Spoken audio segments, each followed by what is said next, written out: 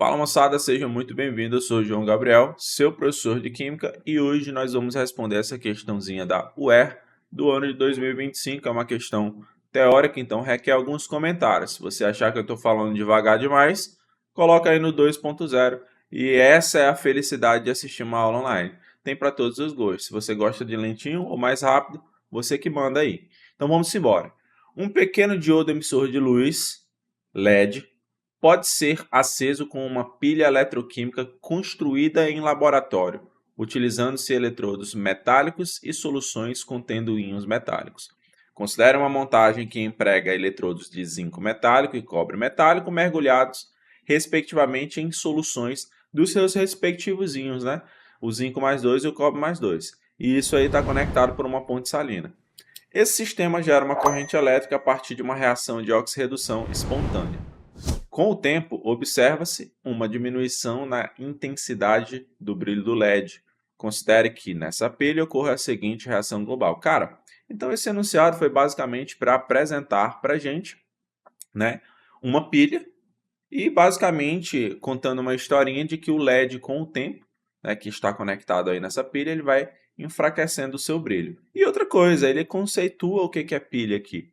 Então, beleza, vamos embora. Acerca desse contexto hipotético, assinale a opção correta. Primeira coisa que a gente tem que definir aqui é quem está oxidando e quem está reduzindo, e a gente consegue perceber isso aí pelos seus íons. Por exemplo, se você for analisar o zinco aqui no reagente, ele é um zinco 0.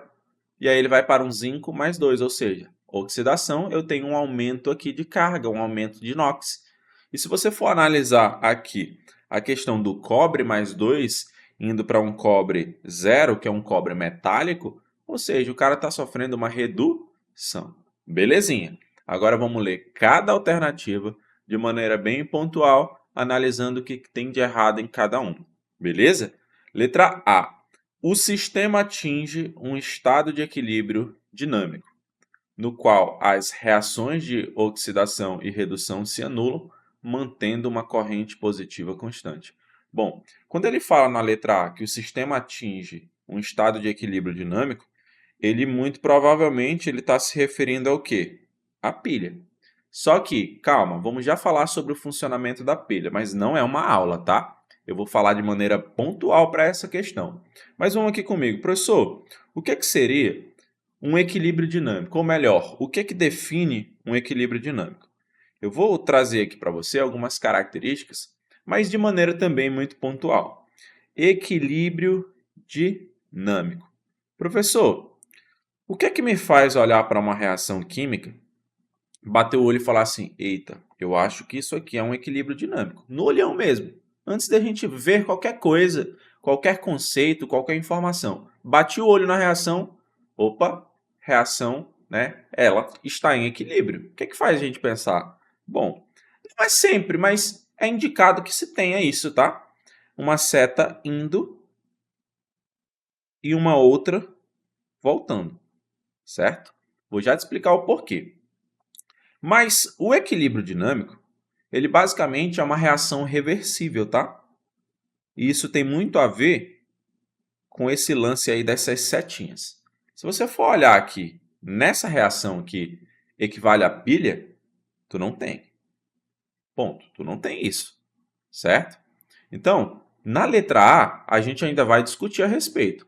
Mas se tu tivesse essa sacada na hora da prova, tu já iria dizer que não tem equilíbrio porra nenhuma aqui nessa reação química. Não tem seta indo nem voltando.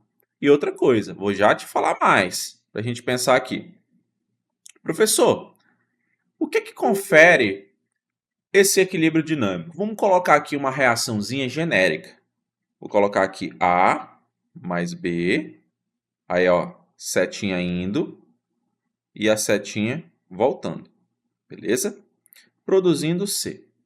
Essa setinha indo, ou seja, essa daqui, ela equivale à reação direta, tá?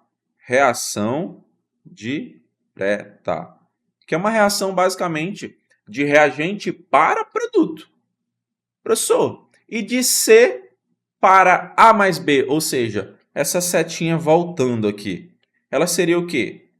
Por lógica, reação inversa. certo? Ponto. Professor, então eu sei que já tem essa setinha indo e essa setinha voltando. Mas o que quer dizer isso daí? Quer dizer que os reagentes estão formando os produtos e os produtos estão formando os reagentes. Nesse caso aqui, A mais B forma C e o C forma A mais B. E isso fica acontecendo, tá? Durante a reação química. Por isso que a gente fala que essa reação é uma reação o quê? Reversível. Por isso que a gente coloca essa setinha indo e voltando aí. Uma outra coisa que a gente pode afirmar que a gente tem aqui em um equilíbrio dinâmico. Essa velocidade da reação direta, né, porque toda reação química tem ali uma certa velocidade, ela tem que ser igual à velocidade da reação inversa, certo? Isso é mandatório no equilíbrio químico, beleza? Da mesma velocidade em que A mais B forma C, é a mesma velocidade em que C forma A mais B. Basicamente seria essa a ideia. Isso é mandatório, beleza? Eu vou até pintar aqui para você isso aqui, beleza? Professor, uma outra característicazinha, mas não vamos falar todas, senão a gente vai passar o dia aqui, certo? E detalhe, não é uma aula de equilíbrio químico, é para se tornar pontual para essa questão aqui. Professor, beleza, mas e essa outra característica aí? Cara, aqui as concentrações dos produtos e as concentrações dos reagentes, elas se tornam constantes, certo? Não necessariamente elas são iguais, mas elas são constantes. Aí a gente entra lá nos gráficos de equilíbrio dinâmico, o que não vem ao caso aqui. Então, ó, as concentrações dos reagentes e as concentrações dos produtos são constantes. Beleza?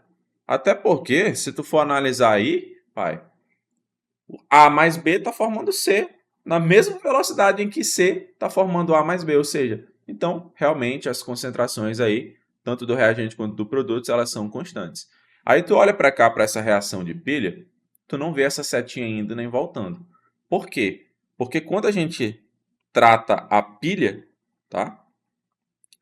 A pilha, ela não é uma reação de equilíbrio dinâmico.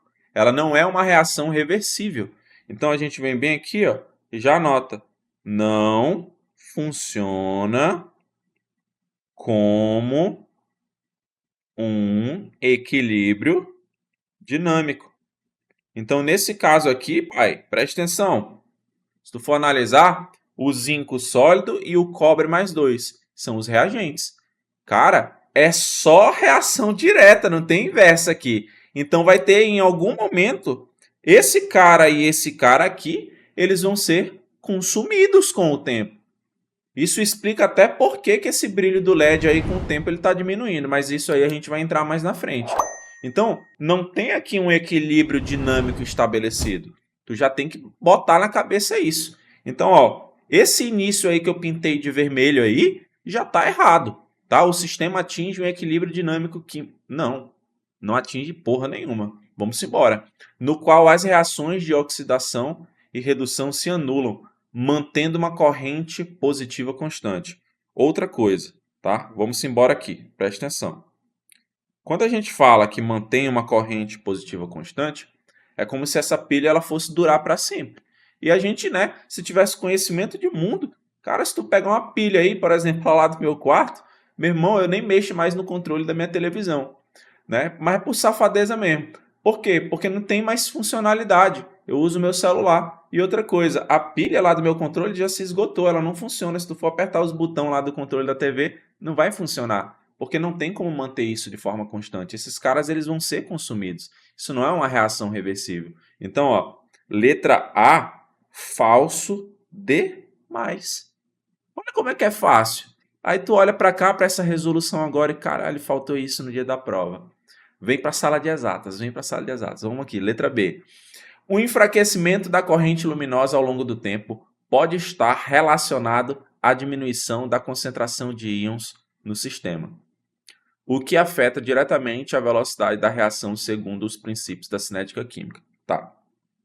Quando a gente fala de velocidade e princípios ali da cinética química, se a gente fosse analisar aqui a questão da velocidade, né, nessa parte desse conteúdo, deixa eu manter uma divisãozinha aqui para ficar top as nossas anotações.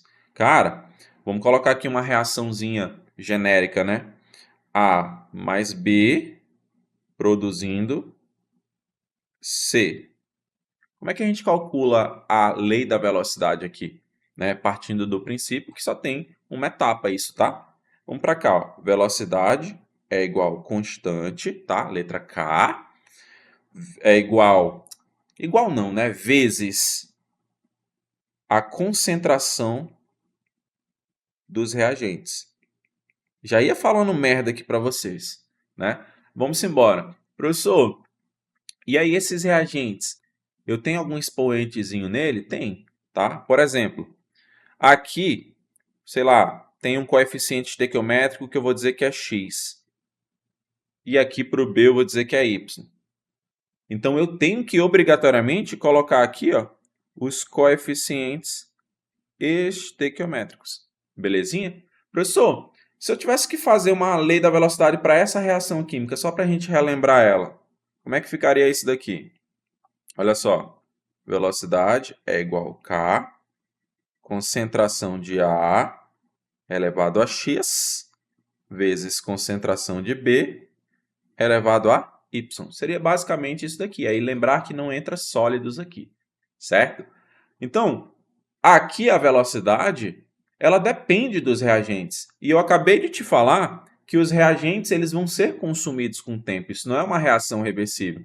Então, se vai ser consumido com o tempo, obviamente, né, a velocidade ela tende a diminuir com o tempo. Ela não vai se manter constante devido à diminuição da concentração dos íons do sistema. E de fato, né, quem aqui entraria na nossa lei da velocidade? Esse bebezinho aqui, ó, esse reagente. Esse aqui não, porque ele é sólido. Então, ó, letra B, ela está verdadeira demais. Letra C de sacola. O comportamento da pilha pode ser explicado por propriedades periódicas, pois o cobre tem menor afinidade eletrônica que o zinco, favorecendo sua oxidação. Moçada, é o seguinte, o conceito de afinidade eletrônica é basicamente uma maneira de medir a energia liberada quando um átomo neutro, isolado e gasoso recebe um elétron. Esse é o conceito de afinidade eletrônica. Aí tu vem para cá, ele está falando do zinco. Ah, porque o cobre tem menor afinidade eletrônica que o zinco. Primeiro, o cobre aqui ele está em meio aquoso. O zinco é sólido. O conceito de afinidade eletrônica diz outra coisa, tá? Ele se refere a um átomo neutro, isolado e gasoso. Cobre e zinco não estão na forma gasosa. Então a gente já poderia eliminar esse item por aqui, tá? Esse é um erro grotesco aqui de conceito mesmo. Professor, então qual seria o conceito mais adequado aqui para a letra C, já que a letra C ela é falsa? Cara, quando a gente fala que uma substância sofre oxidação ou sofre redução, isso daqui está muito associado ao potencial de redução. Como assim, professor? Se esse potencial de redução é alto, então a substância ela tende a reduzir. Se o potencial de redução é baixo, a substância tende a oxidar. Analisando a nossa própria reação aqui, quem está sofrendo oxidação é o zinco metálico. Então, se está sofrendo oxidação é porque ele tem um baixo potencial de redução, que aí ele vem aqui, ó, e oxida. Agora, o cobre 2+ é que está sofrendo redução. Então, é porque ele tem o quê? Um alto potencial de redução. Aí ele vem e reduz. Então, aqui é erro mais conceitual mesmo. Beleza? Letra D. A produção de energia elétrica nesse sistema depende apenas da quantidade de matéria presente, conforme previsto na lei de Avogadro. Cara, é o seguinte, quando ele fala lei de Avogadro, também é erro conceitual. Porque assim, a lei de Avogadro, basicamente, ela vai fazer uma análise do volume do gás, que tem uma relação muito íntima com o número de mols das substâncias analisadas. Pode parecer um pouco abstrato isso, mas a gente estuda dentro de gases, lei de Avogadro. É uma relação de número de mols com o volume de gás, tá? Tem uma relação muito íntima, muito próxima. Não tem nada a ver com produção de energia elétrica, não. Beleza? E outra coisa, quando ele fala assim, ó, depende apenas da quantidade de matéria presente, ele está basicamente dizendo assim, porra, uma pilha ela não pode ter, sei lá, ali num sistema, interferência da temperatura. Não pode ter interferência, por exemplo, de resistência. É claro que pode.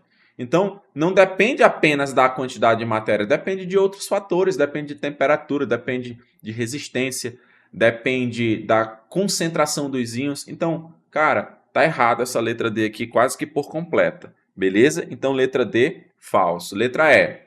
A reação de oxirredução entre zinco e cobre ocorre com o zinco atuando como agente oxidante e o cobre como agente redutor, sendo este o motivo da produção de corrente elétrica. Vamos analisar aqui o seguinte, ó. Ele está falando que o zinco atua como agente oxidante.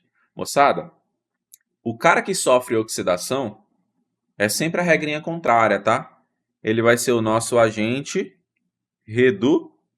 Então, só por isso, a gente nem termina de ler esse item. Porque ele fala aqui, zinco atuando como agente oxidante. Falso demais. O zinco ele atua como agente redutor. Já para de ler por aqui. Então é isso, espero que você tenha compreendido essa resolução. Curte aqui se você gostou, né? Compartilha com os teus amigos e invista na sua educação. Seja Sala de Exatas.